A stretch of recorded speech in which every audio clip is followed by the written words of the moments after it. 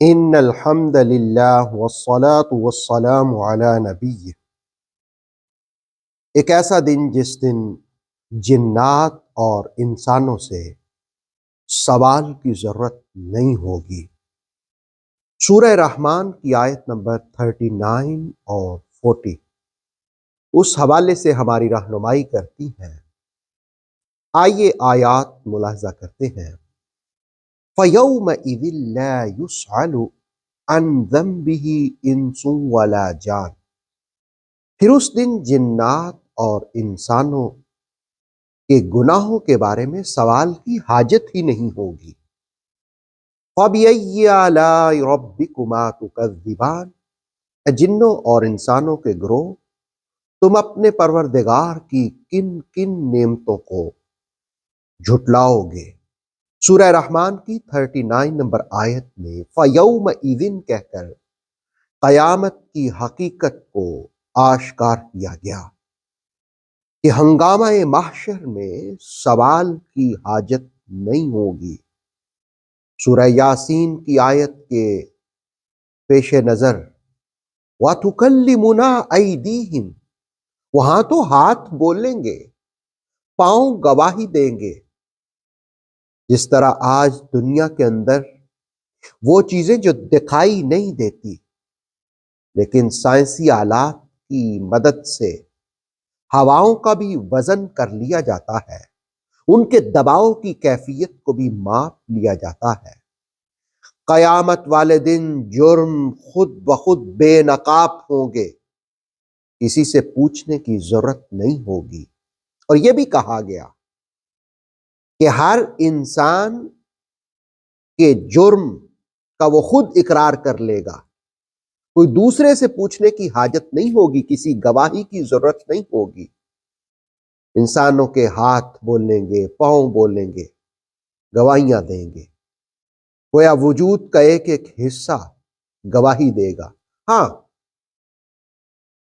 البتہ قرآن حکیم نے ایک دوسرے مقام پر سورہ صافات کی 25 نمبر آیت میں اس بات کا بھی ذکر کیا، وَقِفُوهُمْ إِنَّهُمْ مَسْئُولُونَ، انہیں روک لو اور ان سے پوچھ گچھ ہوگی، ابھی تو ان سے پوچھ گچھ ہوگی۔ اسی طرح سورہ ہجر میں 92 نمبر آیت اور 93، فَوَرَبِّكَ لَنَسْأَلَنَّهُمْ أَجْمَعِينَ عَمَّا كَانُوا يَعْمَلُونَ، تیرے رب کی قسم ہم ان سب سے ضرور سوال کریں گے، ان کے ہر عمل کے بارے میں جو یہ کرتے رہے۔ دراصل قرآن مجید نے جہاں سوال کرنے کی کیفیت کو بیان کیا تو مانا یہ کہ جس وقت مجرم سے پوچھا جائے کیا تم نے یہ کیا، اس کی کیفیت کیا ہوگی، اس کی حالت کیا ہوگی۔ لیکن جرائم کو بے نقاب کرنے کے لیے سوال کی ضرورت نہیں ہوگی۔ وہ تو سورہ رحمان کہتی ہے فَيَوْمَئِذٍ لَا يُسْأَلُ عَنْ ذَنبِهِ إِنسٌ وَلَا جان، اس دن حاجت نہیں ہوگی سوال کرنے کی، نہ انسانوں سے نہ جنات سے۔ ہاں، خیر کس کی ہوگی اور شر میں کون ہوگا؟ تفسیر تبصرہ نے مظہری کے حوالے سے اس حدیث کا حوالہ قائم کیا کہ ابن عباس رضی اللہ تعالی عنہما فرماتے ہیں کہ نبی صلی اللہ علیہ وآلہ وسلم نے ارشاد فرمایا، مجھے جبرائیل نے خبر دی مسلمان کی موت کے وقت اور اس کی قبر میں رہنے کے وقت، اور جب وہ قبر سے نکالا جائے گا، اس کے لیے لا الہ الا اللہ باعث سے انس ہوگا، باعث سے محبت ہوگا، باعث سے سکون ہوگا، اور کہا جائے گا یا محمد صلی اللہ علیہ وآلہ وسلم آپ مشاہدہ فرمائیں کہ لوگ سروں سے خاک جھاڑتے ہوئے قبروں سے اٹھ رہے ہوں گے، ایک کہتا ہوگا لا الہ الا اللہ والحمد للہ، اس کا رنگ سفید نور کی طرح چمکتا ہوگا، اس لیے کہ اس نے زندگی اسی کے ساتھ گزاری ہوگی، ایمان کے ساتھ۔ اور دوسرا واویلا مچاتا ہوا اٹھے گا اور کہے گا ہائے افسوس، مجھ سے اللہ کے معاملے میں غلطیاں ہوئی اور قصور ہوئے۔ ایسے شخص کا چہرہ کالا اور سیاہ ہوگا، وہی اس کی پہچان ہوگی۔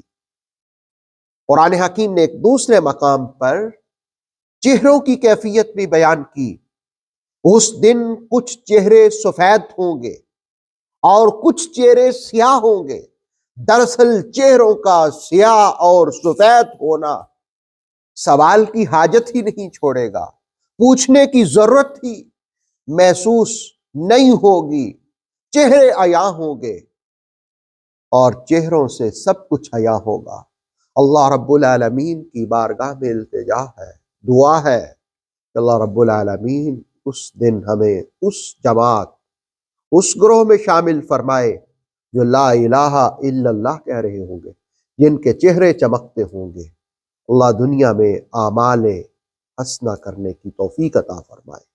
ऑथेंटिक इस्लामिक नॉलेज के लिए नूर वही यूट्यूब चैनल को सब्सक्राइब कीजिए। बेल आइकन को प्रेस करना मत भूलिए। नूर वही फेसबुक, इंस्टाग्राम और टिकटॉक पेज को भी फॉलो कीजिए ताकि हमारी हर न्यू वीडियो आप तक बर वक्त पहुंच सके।